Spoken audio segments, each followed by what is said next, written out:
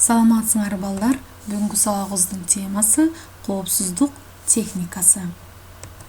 Сабактын максаты балдар, биринчи бул техникалык коопсуздук эрежелерин үйрөнөсүңөр бүгүнкү сабактан.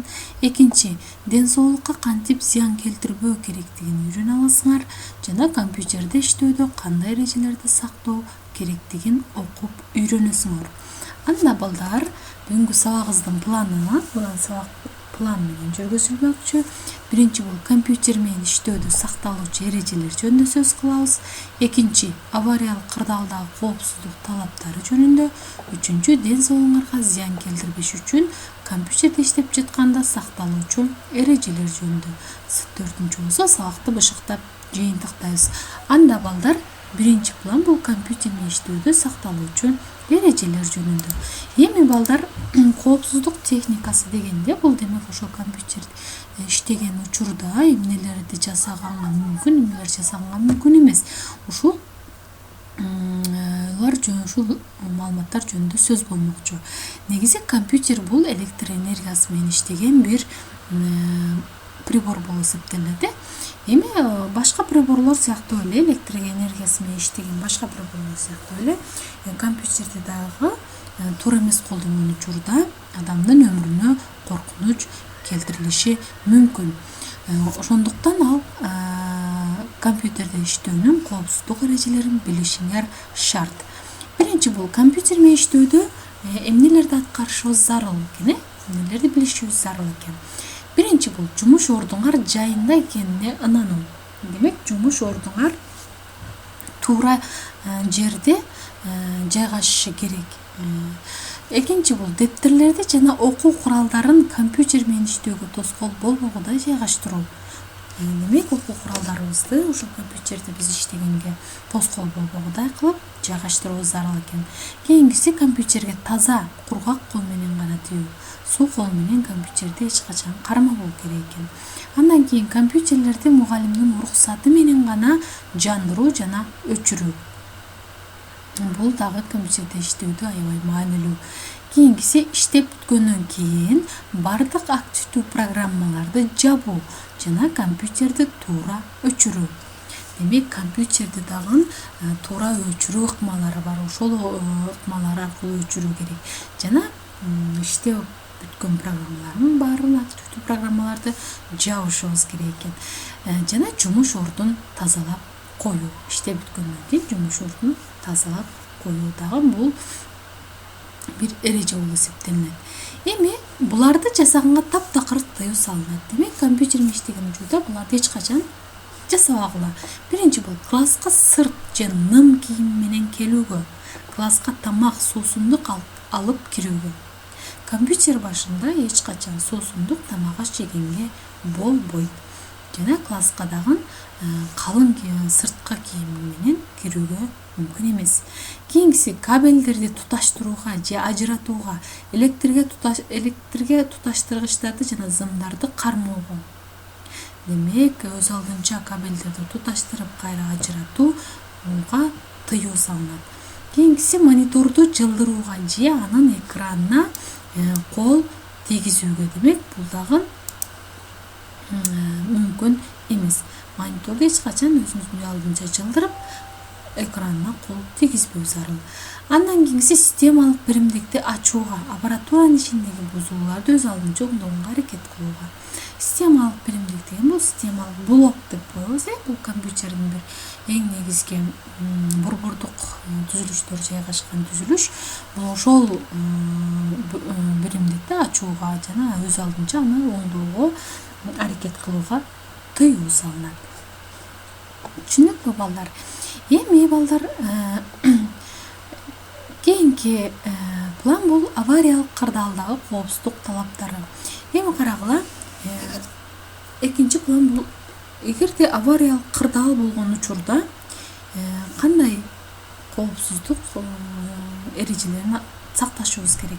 Бул программалык каталар жаралганда жана жабдуу иштебей калганда мугалимге кайрылгыла.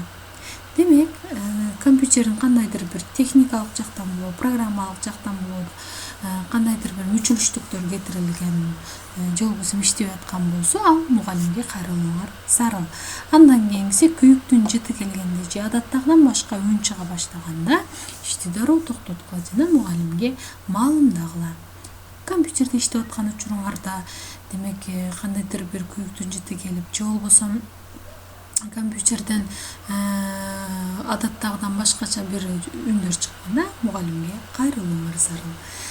Эми бул экинчи план боюнча болду. Эми үчүнчү план бул биздин ден соолугуңарга силер зыян келтирбеш үчүн компьютерде сакталчу эрежелер. Демек, эми кандай эрежелер бар экен бул? Биринчи, бул компьютерде үзгүлтүксүз иштөө режими 20 мүнөттөн ашпашы керек. Демек, силер компьютердин башында үзгүлтүксүз 20 мүнөттөн ашык отурбашыңар керек. Же ар бир 20 мүнөттө эс алып туруп, анан иштөө керек болсо, кайра отуруш керек. Андан кийин көз ачышканда көрүү кескин начарлап кеткенде, бул эмне кылат экенбиз? Колдун манжалары жана муундары ооруганда, жүрөктүн согуусу тездегенде дароо ишти токтотуп, ал жөнүндө мугалимге билдирүүсү зарыл. Демек, эгерде сиз компьютерде иштеп аткан учурда өзүңдү жаман сезип, же болбосо кандайдыр бир жериң ооруп атканда, дароо аны мугалимге кабарлашың керек. Кийинкиси, экрандан көзгө чейинки аралык 50-70 сантиметр болуш керек. Демек, экран менен сенин көзүңдүн ортосундагы аралык 50-70 сантиметр болуш керек. Андан кийинкиси, моюн бир аз ийилген, экран көздүн деңгээлинен бир аз ылдый жайгашкан болушу шарт. Ошол учурда сенин көзүңдүн аны карап иштегенде өзүңө зыян келбейт. Кийинкиси, далы түз, ийиндер эркин жана бош турушу керек. Бул учурда ден соолугубузду сактаган болобуз, ушундай абалда олтурсак эгер. Кийинкиси, чыканак менен тизелер тик бурч түрүндө болот. Учкачтырып биринин үстүнө бирин коюп алып буттарды андай кылбашыбыз керек. Демек, тик бурч түрүндө чыканак менен тизелер болуш керек, болушу шарт. Столдун чекеси тизенин арткы жагын кыспайт. Тизенин арткы жагыңарды столдун чекеси кыспашы керек. Жана буттар учкачтырылбастан түз жайгашкан. Мынакей, могул жерде силерге сүрөтү чагылдырылган. Бул туура учурду көрдүңөрбү? Могул баланын көз деңгээлинен бир аз эмне болуш керек? Экран өйдөрөөк туруп, ошондо могул иштеп аткан иш оруну, рабочий стол, башкача айтканда экран баланын көзү менен деңгээлинен бирдей болуш керек. Жана бул желке жак бул түз болуш керек, жана буттары дагы көрүңөрбү, тик бурчтук түрүндө, биринин үстүнө бири учкачтырылган абалда эмес.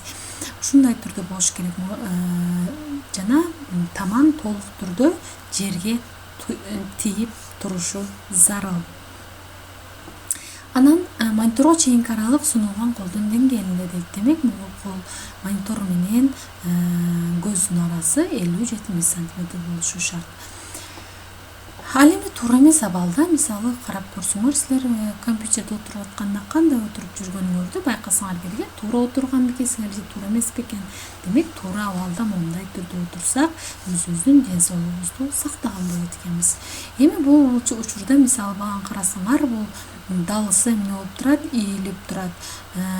Буту учкачтырылып, мисалы түз 90 градуста турган жок. Жана эңкейип, мисалы экранды карап турат, бул демек туура эмес.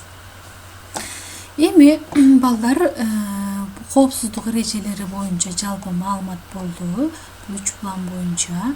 Демек, биз компьютерде отурганда ошол коопсуздук эрежелерин жана техникаларын туура так сакташыбыз зарыл экен. Бул бизге биринчиден ден соолугубуздун сак болушуна шарт түзүп берет. Экинчиден, ошол компьютерлердин сапаттуу узак убакытка иштешине өөлгө түзүп берет.